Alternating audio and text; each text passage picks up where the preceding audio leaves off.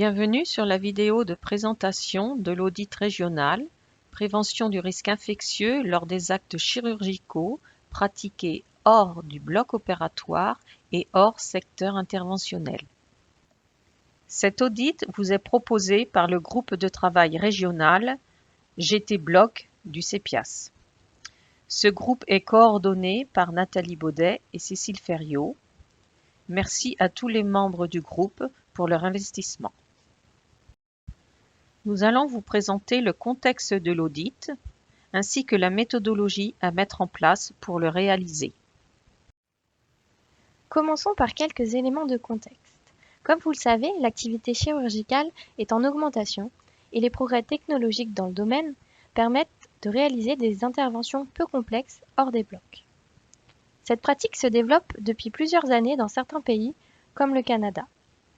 En France, dans le contexte de développement des circuits courts pour la prise en charge des patients, certains chirurgiens souhaitent voir ces pratiques se développer. Ceci occasionne régulièrement des interrogations auprès des équipes d'hygiène.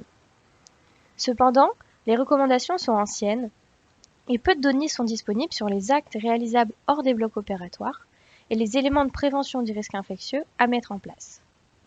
Dans ce contexte, en 2022, un guide pratique sur le sujet a été créé par le groupe Bloc des CEPIAS Pays de la Loire. Afin d'améliorer les connaissances sur les réalités de terrain, le groupe de travail a développé un audit à partir de ce guide. L'objectif principal de cet audit est de réaliser un état des lieux de la prévention du risque infectieux mis en place lors de la pratique de ces actes de chirurgie hors des blocs opératoires et du secteur interventionnel. Nous avons deux objectifs secondaires. Le premier est d'identifier les actes qui sont réalisés hors des blocs opératoires, puisque nous ne savons pas actuellement quels actes sont réalisés justement hors de ces secteurs. Et le second est d'identifier les besoins en outils pour améliorer la gestion du risque infectieux, notamment en procédure ou en formation pour les professionnels qui sont amenés à réaliser ces actes. L'audit débute le jeudi 6 juillet et restera accessible pendant 5 mois jusqu'au 1er décembre 2023. Pendant cette période, vous pourrez ainsi le réaliser en autonomie selon vos disponibilités. Nous vous proposons également plusieurs temps d'échange en direct pour vous accompagner et répondre à vos questions. Passons maintenant à la méthodologie générale. Donc, il s'agit à la fois d'un audit de structure, puisqu'il va s'intéresser à l'architecture des locaux, de ressources, puisqu'il y a des critères sur le mobilier, le matériel, et de procédure, puisqu'il s'intéresse aux pratiques et aux attitudes des professionnels. Vous verrez que dans la suite de la vidéo qu'il pourra être fait à la fois de façon observationnelle et déclarative. L'ensemble des critères sont basés sur le guide pratique qu'on vous a présenté précédemment sur la prévention du risque infectieux des actes chirurgicaux hors bloc ou Office-Based Surgery. On va maintenant s'intéresser aux critères d'inclusion et d'exclusion de l'audit. Donc le point clé à retenir, c'est que c'est un audit centré sur les salles où sont réalisés les actes de chirurgie hors bloc opératoire et l'organisation de ces secteurs, donc la programmation, l'entretien, les équipes. Ainsi, on va inclure toutes les salles qui ne vont pas se trouver dans un bloc opératoire, ni dans un secteur interventionnel, et où des actes de chirurgie vont être réalisés. Et donc, on va inclure l'ensemble des établissements de santé des Pays de la Loire, puisque c'est un audit régional, bien sûr, où il y a ce type de salle. Pour le secteur interventionnel, il n'y a pas de définition stricto sensu, mais ce qu'on entend, c'est généralement, c'est des secteurs où il y a de la radiologie, de la cardiologie interventionnelle, également de la neuroradiologie interventionnelle, de la salle de naissance. Donc on ne va pas inclure les salles qui sont dans ces secteurs-là. Ainsi, on va retrouver donc dans les critères d'exclusion, donc pareil, on se base sur les salles, donc le fait que la salle soit au sein d'un bloc opératoire ou d'un secteur interventionnel, donc comme je vous l'ai dit précédemment. On va également exclure les salles qui accueillent exclusivement de l'endoscopie, donc sur toutes les vacations, c'est l'endoscopie. Et les salles qui vont exclusivement avoir des actes avec des effractions cutanées ou muqueuses et au moins l'un des critères ci-dessous, donc qui ne nécessite pas de port de gants stériles, qui nécessite un hébergement, donc Là, c'est vraiment le fait que l'acte en lui-même nécessite un hébergement, pas le fait que si un patient est hospitalisé, qui vient pour cet acte et qui retourne en hospitalisation, et que l'acte en lui-même n'a pas besoin d'avoir un suivi, une surveillance ni une hospitalisation, dans ce cas-là, on ne va pas dire que ça nécessite un hébergement. Ou l'acte qui nécessite la présence d'un anesthésiste, donc là c'est exclu également. Donc ainsi on va exclure les salles qui vont exclusivement avoir ce type d'acte. Dans certains établissements, une salle peut servir à plusieurs spécialités et sur certaines vacations, vous pouvez avoir des actes qui répondent à l'un de ces critères d'exclusion, mais sur d'autres, non. Et ça sera du coup de la chirurgie hors des blocs et donc vous allez inclure la salle. De plus, on exclut donc dans les critères de l'audit les actes, les chambres des patients, puisqu'en fait on ne va pas auditer les chambres des patients, même s'il y a des actes qui peuvent répondre à la définition et qui sont en chambre. Qui sont les auditeurs? Ce sont les membres de l'équipe opérationnelle d'hygiène et les interlocuteurs du service qualité, mais aussi tous les professionnels du secteur, l'encadrement et les référents en hygiène de ces secteurs où sont réalisés ces actes hors du bloc opératoire, puisqu'il est primordial de faire cet audit conjointement entre les professionnels du secteur et les auditeurs externes. Pour la préparation de l'audit, si vous êtes membre de l'équipe d'hygiène ou du service qualité, vous devez en premier lieu prendre contact avec les membres de l'équipe des secteurs où sont réalisés ces gestes de chirurgie hors bloc opératoire. Pour vous aiguiller plus facilement, voici une liste de gestes qui sont déjà parfois réalisés dans ce type de secteur. Attention, cette liste n'est pas exhaustive et elle est donnée à titre d'exemple. Ce n'est pas une liste d'actes qui est à réaliser forcément dans ces secteurs hors bloc opératoire. Après avoir répertorié les salles hors du bloc opératoire où sont pratiqués ces gestes, vous sélectionnez au moins une de ces salles avec l'équipe du secteur concerné. Si vous êtes professionnel de santé, encadrant ou référent en hygiène d'un secteur où sont réalisés des actes de chirurgie hors du bloc opératoire, après avoir identifié vos salles, vous pouvez prendre contact avec l'équipe d'hygiène ou le service qualité afin qu'ils vous accompagnent au mieux dans la réalisation de l'audit. Donc après avoir pris contact avec les équipes du secteur ou l'équipe d'hygiène si vous êtes déjà professionnel du secteur, et sélectionner votre salle, vous pouvez communiquer et annoncer l'audit aux équipes. Nous vous avons proposé une affiche que vous retrouverez sur le site internet où vous pouvez personnaliser et ajouter la date où vous allez réaliser l'audit et également le nom du référent de l'audit au sein du site. Cette affiche permet de communiquer sur les objectifs de l'audit, comment il est organisé et le calendrier. Alors de quoi est composé l'audit? Donc l'audit est composé de 4 grilles. Une première grille sur l'architecture, l'organisation et l'équipement de la salle. Une seconde sur l'entretien de cette salle, donc l'entretien des locaux, de la robinetterie et des matériels présents. Une troisième sur le circuit patient. Et une dernière sur les pratiques des professionnels et leur formation. Commençons par la première grille. Donc cette première grille va aborder donc l'organisation du secteur de la salle, également l'architecture, la qualité de l'air, les équipements pour l'hygiène des mains et le mobilier, le matériel présent dans la salle. Il va falloir renseigner une grille pour une salle. Et si donc vous auditez plusieurs salles, vous allez renseigner à chaque fois une grille pour chaque salle. Les grilles sont remplissables soit en version PDF, soit en ligne grâce à un formulaire en ligne. On vous expliquera tout à la dernière partie de cette vidéo. Donc, petit focus sur la première question de la première grille.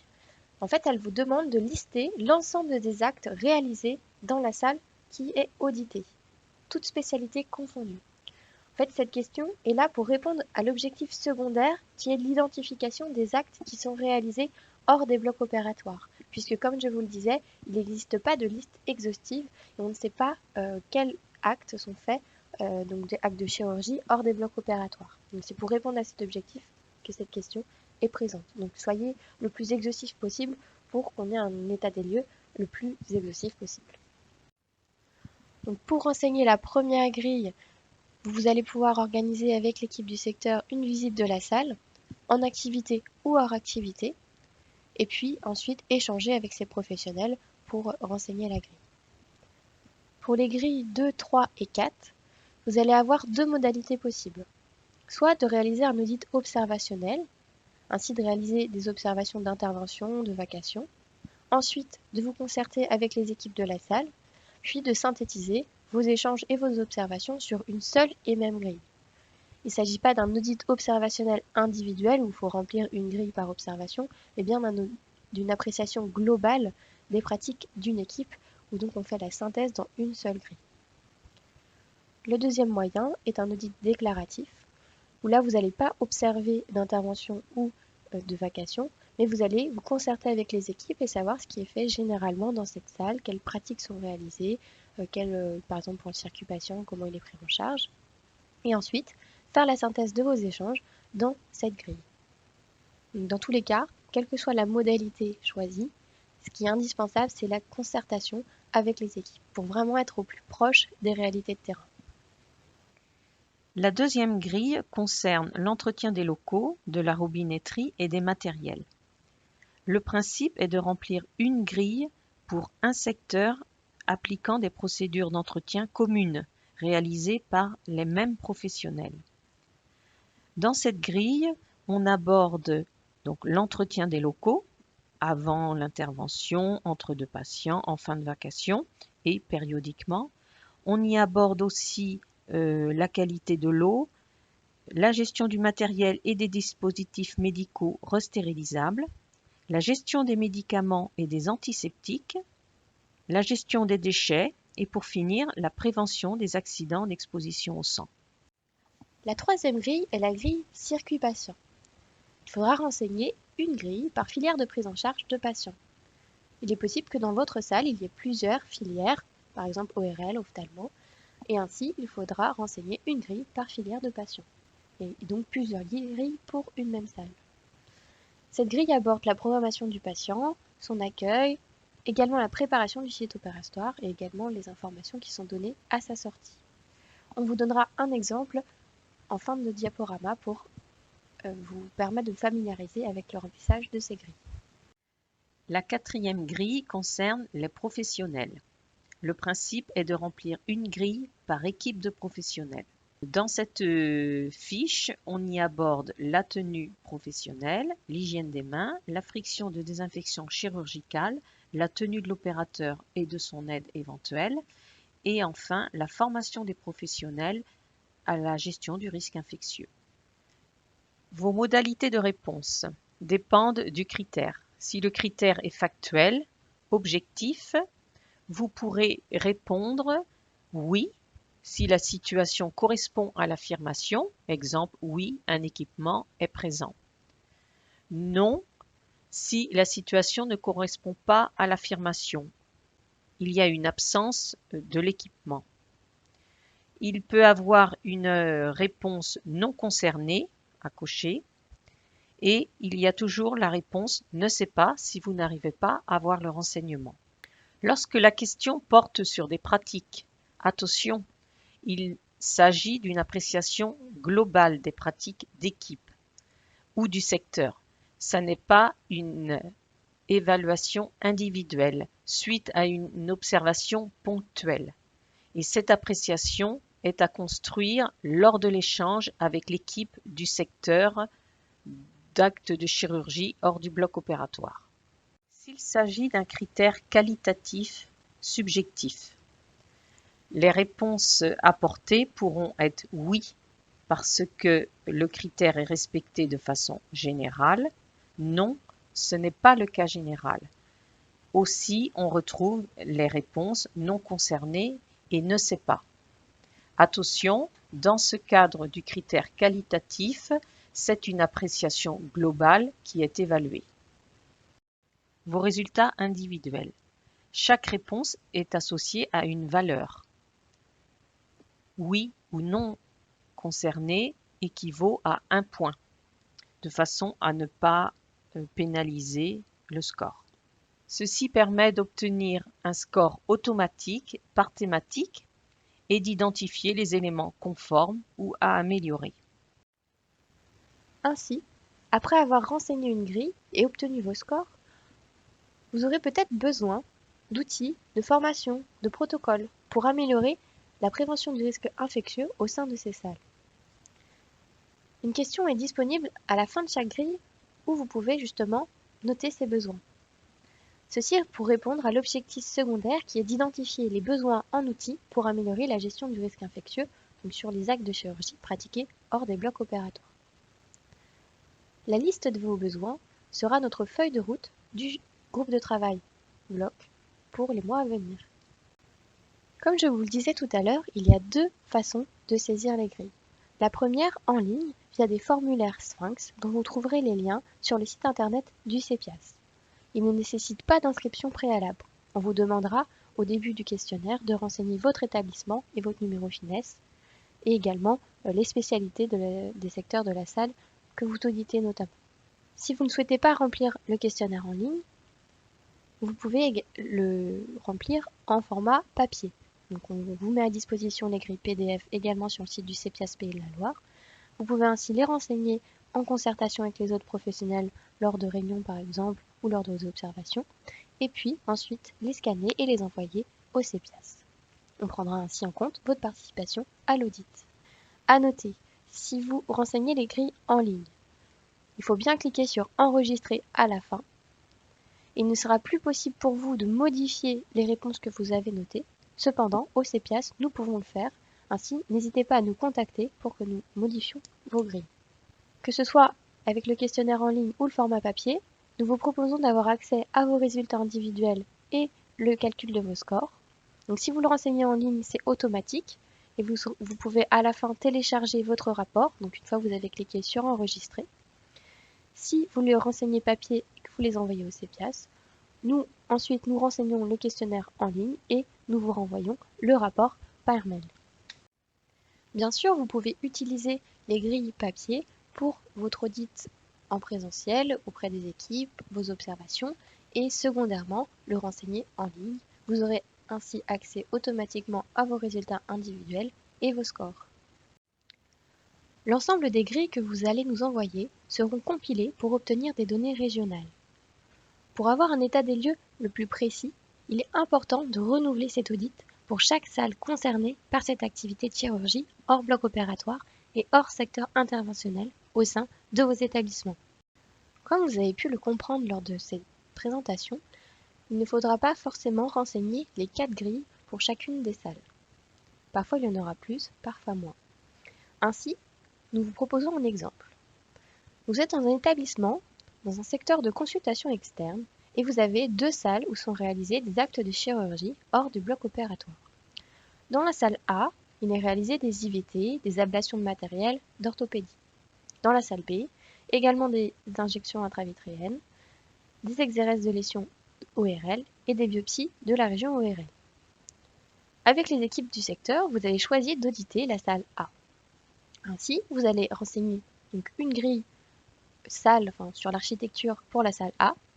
Ensuite, une grille entretien des locaux, des matériels, des robinetteries pour cette salle A, puisque c'est donc l'équipe d'entretien du secteur. Ensuite, vous allez renseigner 2 grilles patients, une pour la filière ophtalmologie et une pour la filière orthopédie. Pour les professionnels, vous allez renseigner 1 à 2 grilles. Ainsi, si ce sont les mêmes professionnels, bien sûr hormis l'opérateur, qui accueillent et qui prennent en charge en fait l'ensemble des actes de la salle A, vous allez renseigner qu'une seule grille.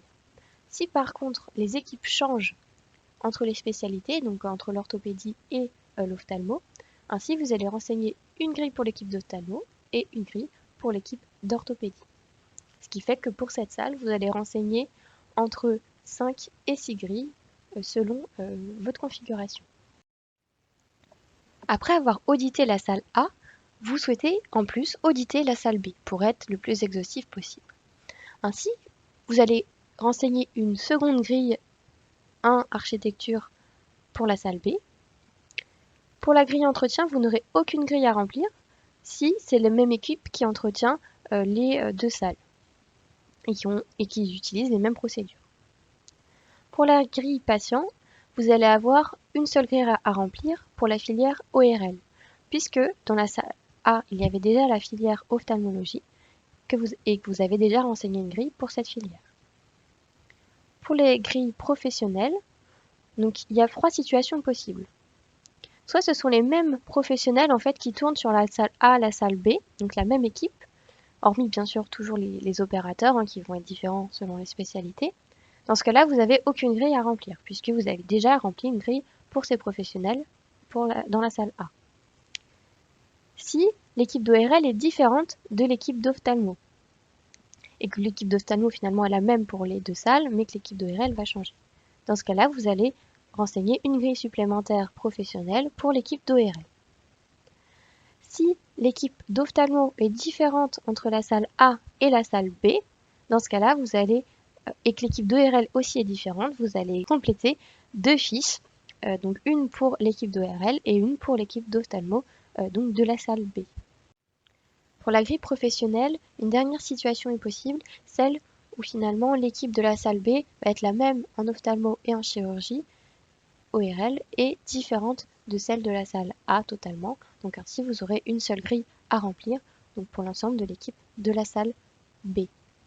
Ainsi, selon votre configuration, vous allez avoir à renseigner 2 à 4 grilles pour cette salle B. Pour vous accompagner au mieux dans la réalisation de cet audit, nous avons mis en place un kit avec ce contenu. Donc, vous y trouverez le guide pratique de 2022 sur la prévention du risque infectieux des actes chirurgicaux hors bloc opératoire par le CEPIAS Pays de Loire, le guide méthodologique de l'audit, une fiche d'aide au recueil des données, les 4 grilles en version PDF, les liens vers les 4 grilles en ligne, ce diaporama de présentation enregistré en vidéo de façon à pouvoir y accéder lorsque vous en aurez besoin, la fiche qui annonce l'audit, le calendrier des temps d'échange à venir et pour finir, une foire aux questions qui sera créée à partir de vos interrogations. Voici comment accéder à l'ensemble des documents présentés dans cette vidéo. Tout d'abord, allez sur le CEPIAS Pays de la Loire. Ensuite, cliquez sur la rubrique Établissement de santé.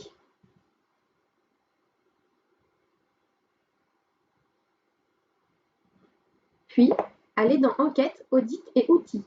Vous le trouverez juste en dessous. Une seconde façon est également de cliquer sur Enquête, audit et outils.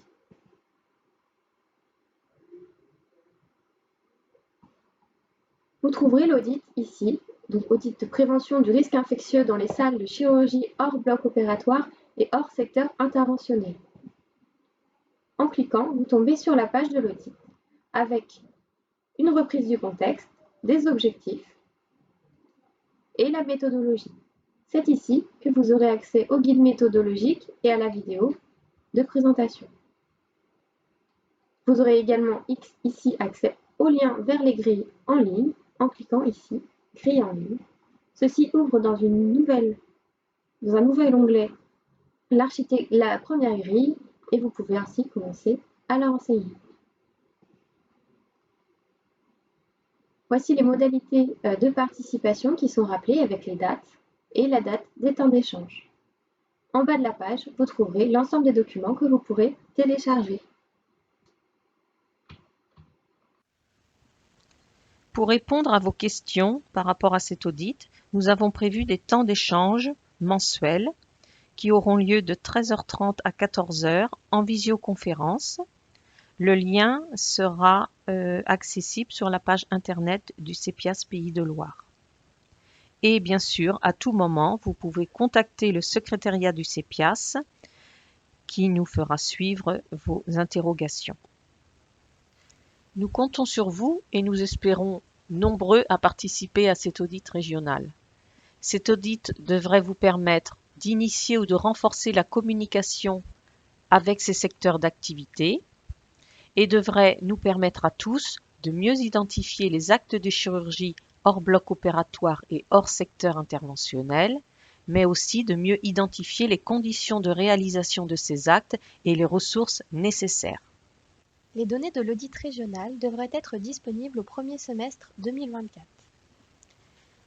Nous vous remercions par avance pour vos participations qui, au vu de l'intérêt croissant pour cette thématique, nous pensons seront très nombreuses. Nous restons à votre disposition pour toute question et encore merci beaucoup.